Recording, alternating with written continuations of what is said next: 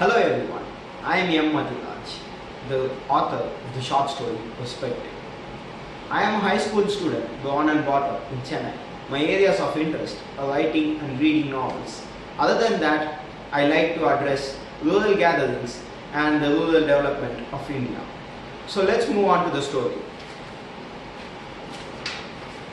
Perspective, a short story about two characters from similar environment but whose life were different due to their perspective of life. Narcotics Department officer Ravi Mohan was driving his car down a lonely road, which was extremely silent under the midnight sky. He was driving with his mind still on the case files that his senior officer Jagdish had asked. Suddenly his car was jammed. He wasn't able to move further. Hence he got down to check what was wrong and opened the bonnet. As he did that, weird sounds came from his trunk. He was alerted. He took out his stun gun and slowly crept towards the trunk of the car and stood in front of the trunk. He opened the doors locked and the trunk flew open, knocking him down. Before he could analyze the situation, a tall and well-built silhouette wearing a black hoodie stepped out of the trunk and kicked his stun gun. The anonymous man took out a small brick-like parcel of white powder and slammed it on Ravi's face. The blow was able to knock down the cop. The man pushed Ravi to the ground and suffocated him with the powder parcel until Ravi was dead. The man laughed sadistically as he saw the corpse of the officer. He got up and peacefully walked away like nothing ever happened. The following morning, police were informed that a corpse was lying in the neighborhood by the people living nearby. The case officer Jagdish, SP CBI, Director General of Narcotics Control Bureau, a very reputed young man, came to the crime scene wearing his black suit. He said to the police officer standing nearby, Jagdish from CBI and Director General of NCB, can I get a quick recap of what had happened here, please?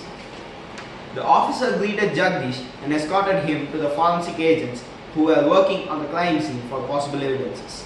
One of the forensic agents approached Jagdish, removed his hospital mask and said, "No doubt, Mr. Jagdish, this is the same man who murdered all the other members of your special anti-drug abuse squad."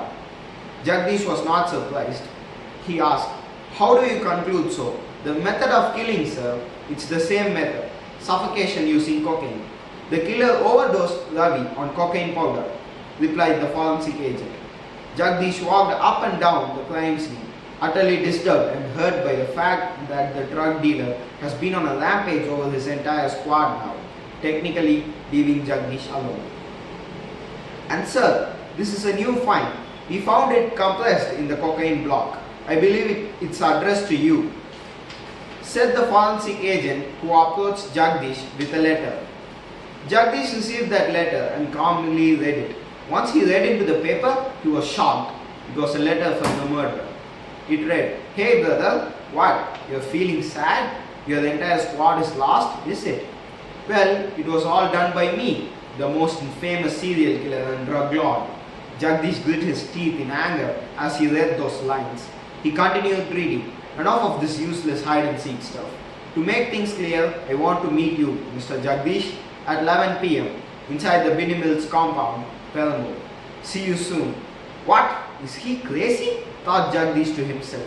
He swiftly rushed towards his car.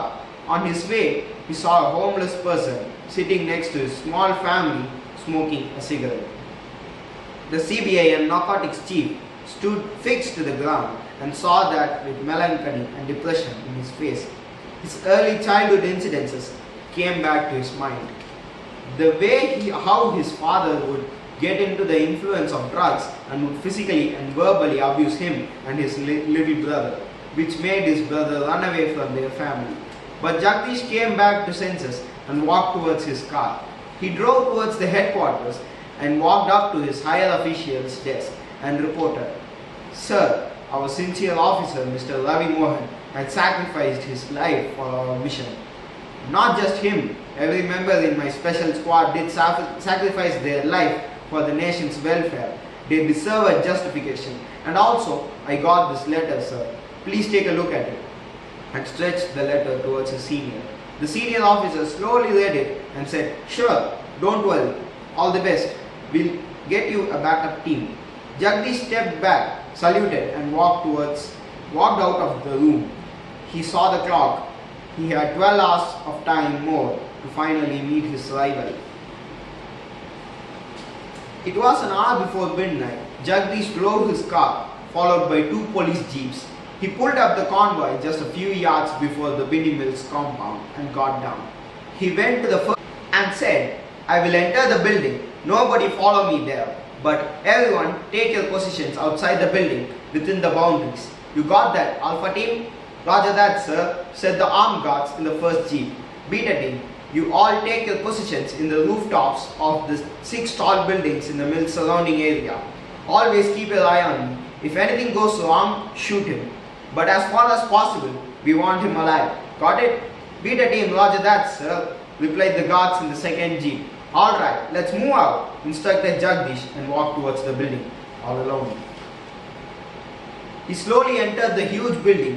Once he set his foot in the building, he was able to hear loud laughter sound from a police radio. Jagdish got alerted, pulled out his pistol from his holster and clocked it. "Greetings, brother. I can't beg you not to shoot me. If you draw a gun at me, I too will draw a gun at your face. If you shoot me, I too will shoot you," said the voice from the radio. "Shut yourself up, you ugly monster," yelled Jagdish in anger and rage to kill the man. The voice once again laughed and replied, "Do you know, I like you very much, because we share many things in common. You kill people, I too kill people. Your job requires you to deal with drugs, even my job requires me to deal with drugs." Jagdish grew angry and yelled, "Shut up right now. Stand in front of me like a man." There was no sound to be heard. The silence was very creepy and intense. A chill ran down his spine when he heard a voice from behind. The voice said, "My most favorite thing that we have in common is," and paused. Jagdish swiftly turned around and saw a silhouette of a tall man wearing black hoodie and pointing a gun towards him. The man continued, "Is our childhood." Jagdish was perplexed. "Childhood? Me and a criminal sharing the same childhood?" he thought to himself, still pointing the gun at the man. "Yes, my dear brother. Didn't your younger brother leave the house at a very young age?" asked the man. "Yes," replied Jagdish in a very low and confused tone. The man grinned and slowly removed the hood of his jacket. Jagdish was totally taken aback. He was shook when he saw who it was. "Arjun," he murmured in a low voice. "Yes, the most infamous and sensational serial killer and drug dealer whom you have been trying to silence is your very own brother," replied the man. Jagdish was losing his balance. He asked, "Why? Why should you be behind all this?" Arjun replied angrily, Frustration since childhood. Don't you remember how addicted our dad was towards drugs? Those were times when his addiction would be more important to him than feeding us. It's same everywhere. There are stories where education was sacrificed due to poverty, but no story exists where addiction was given up due to poverty. I was just fascinated by the fact that you could mint money using addiction of people. Hence, I became the drug lord.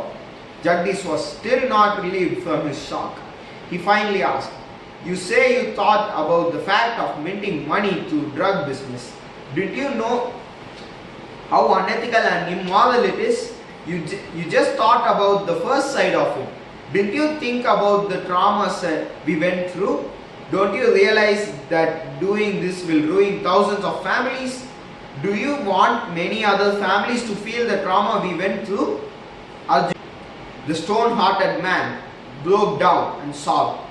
He lowered his gun and sobbed even more. Jagdish saw this and said with tears in his eyes, "Leave all these, Arjun. Livelihood out of sin is very cruel towards the end. Don't worry now. You still have time to change." Arjun ran up to his brother to hug him and cried. Jagdish opened his arms to hug Arjun back, but all of a sudden a loud noise of glass shattering was heard along with a gunshot. Arjun was shot in his chest. Jagdish's eyes widened in horror. He heard his Bluetooth earphones say, "Target neutralized. Beta team out, over and out, sir." Jagdish ran and knelt beside his dying brother. "No, no, stay with me, Arjun. You will be all right. Come," instructed Jagdish, crying. Arjun laughed with the pain and said, "See, as you said, my sins are now reflecting on me. Now it's my time to leave." Jagdish tried carrying him out, but Arjun held his hand and said, "No, don't. It's the waste of time. There's a memory card in my jacket. It contains all the details of the drug dealers and deals in our state. Go, don't spare any one of them." He winked at Jagdish with a smile, and his breathing stopped once and for all. Jagdish carried his little brother's corpse in his arms and walked out of the building, crying. He had to do all the funeral process for his brother's body. The following day, it was the award function to honor Jagdish's act of bravery. He was not fully happy about it. His team, his brother, his happiness, everything was sacrificed for his career. Yet, he felt proud. When he was asked to speak, he addressed all the gathering and his squad people who sacrificed their lives, and he finally said, "I realized something just yesterday, a very important thing which I wanted to share with you. Two boys, same father, same story, yet we both ended up having different lives. If we both were asked why we ended up in our respective careers, we both would have replied the same: I saw my father. The only thing that differentiated us is also the same thing: perspective. I realized that your perspective in your life determines your destination. Your perspective of life can either make you a survivor or a victim." Have a good day. Thank you.